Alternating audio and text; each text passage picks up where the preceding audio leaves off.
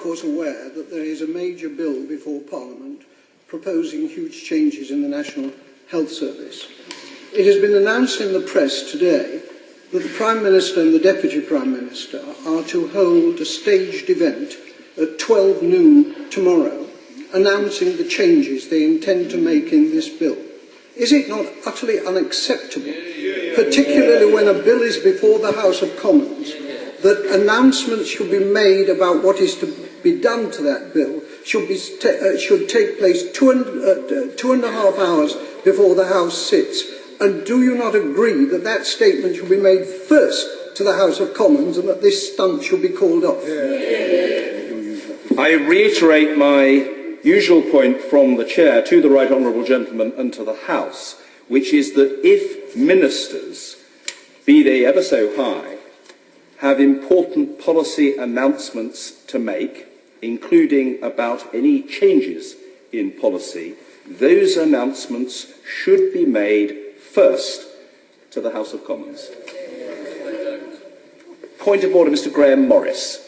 I'm grateful, Mr. Speaker, and following on from the point made by my colleague just a moment ago, in light of the NHS Future Forum report on the listening exercise into the Health and Social Care Bill just being referred to, have you had any indication, Mr. Speaker, from the Secretary of State or the government business managers when they intend to end the pause in the bill and whether the bill will actually be recommitted to a bill committee of MPs to allow proper scrutiny of the proposed changes to the bill and indeed to allow the Labour Party, who formed the NHS, to have a say in these important matters?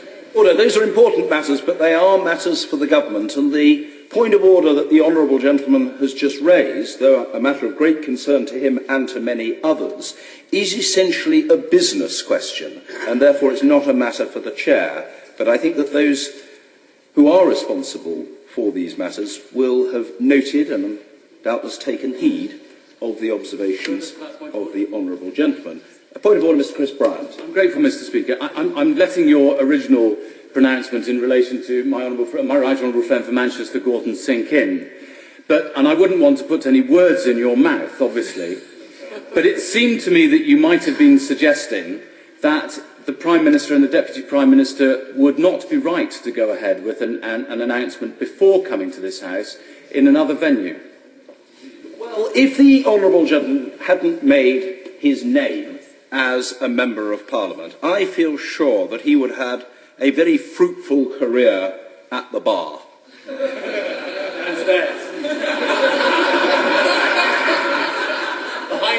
Not downstairs, but in the law courts. However, what I would simply say to the Honourable Gentleman is that I'm not suggesting anything, and I don't feel the need to add anything to what I have already said in response to the Right Honourable Gentleman. First, I thought what I said was pretty clear, and secondly, the Right Honourable Member for Manchester Gorton is not in any way slow on the uptake.